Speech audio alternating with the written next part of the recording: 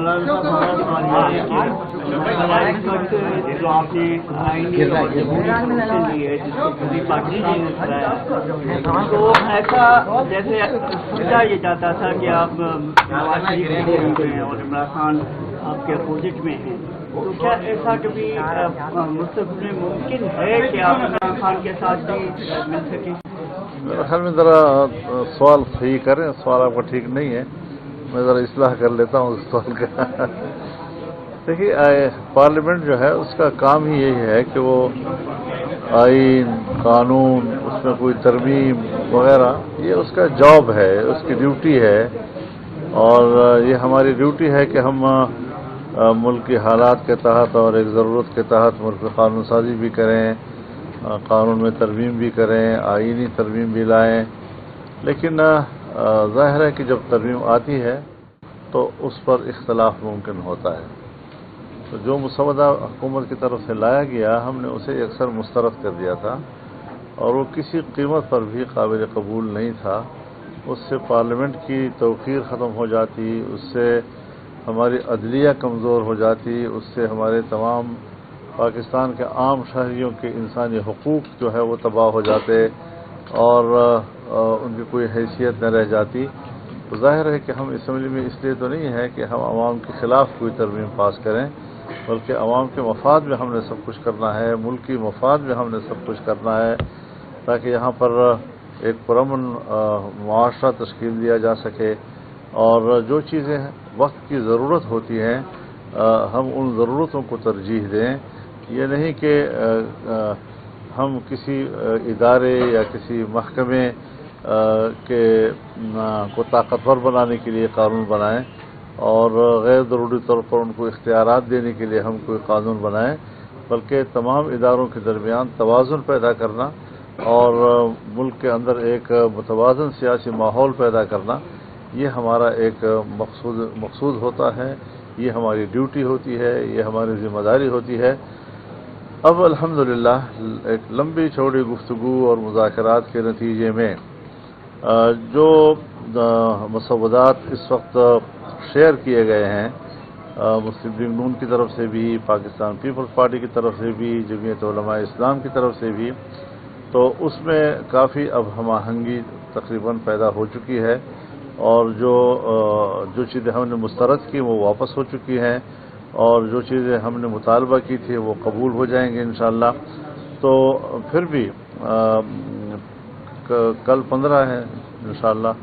میں کراچی میں کل بلاول بھٹو صاحب سے ملوں گا، اور پھر یہاں سے میں سیدھا لاہور جاؤں گا، میں میاں نواز شریف صاحب سے بھی ملوں گا وہاں پہ، پھر میں اسلام آباد جاؤں گا تو وہاں پر پی ٹی آئی کے ساتھ ان کی قیادت جو موجود ہے ان سے بات کروں گا، اور اس طریقے سے ایک اتفاق رائے پیدا کرنے کی ایک کوشش ہے، تاکہ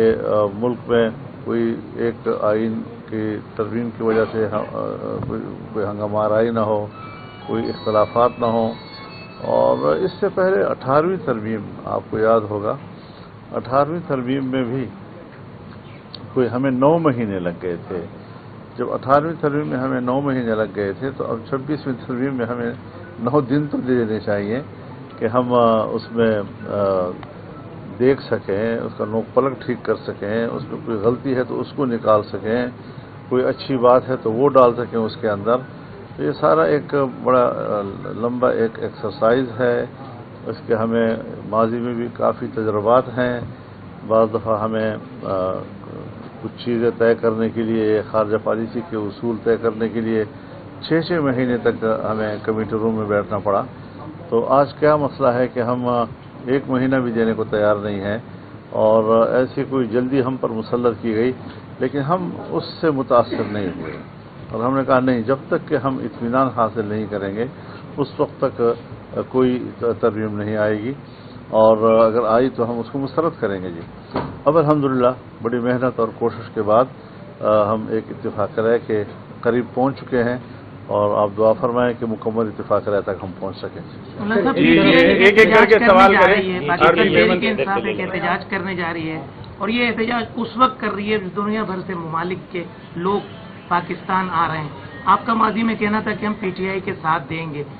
کچھ دنوں پہلے حال ہی میں آپ کی سابق ڈپٹی اسپیکر اسد عمر صاحب سے ملاقات بھی ہوئی ہے، کیا کہتے ہیں آپ اس حوالے سے؟ ملاقاتیں تو ہماری چلتی رہتی ہیں.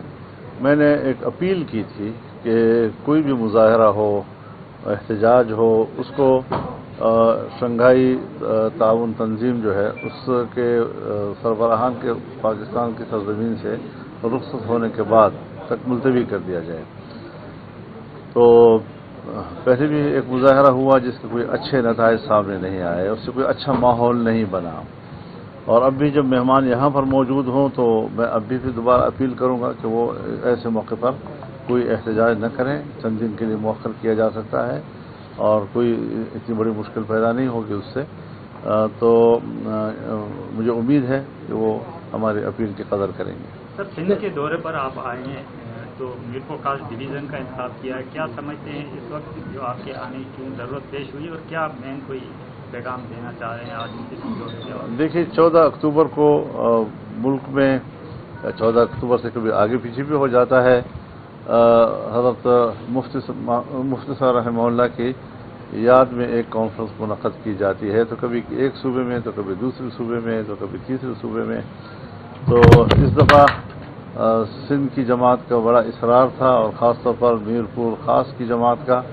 کہ یہاں میں کافی عرصے سے نہیں آیا ہوں، تو یہاں آ کر اب یہاں کانفرنس منعقد کی جائے. تو یہ کانفرنس ہوگی، اور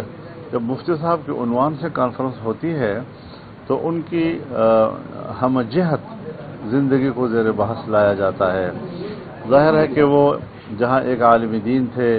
جہاں وہ ایک فقیہ تھے، جہاں وہ ایک محدث تھے، اور اس حیثیت میں جو انہوں نے کامیابی کے جھنڈے گاڑے اپنی زندگی میں، پھر سیاسی میدان میں، تو ظاہر ہے کہ انہوں نے ملک میں ایک بڑا مقام پیدا کیا، اور انہوں نے جو نقوش چھوڑے ہیں وہ پوری قوم کے لیے قابل تقلید ہیں. اور اس میں ظاہر ہے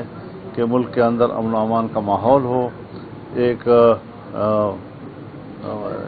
اچھا جمہوری ماحول ہو،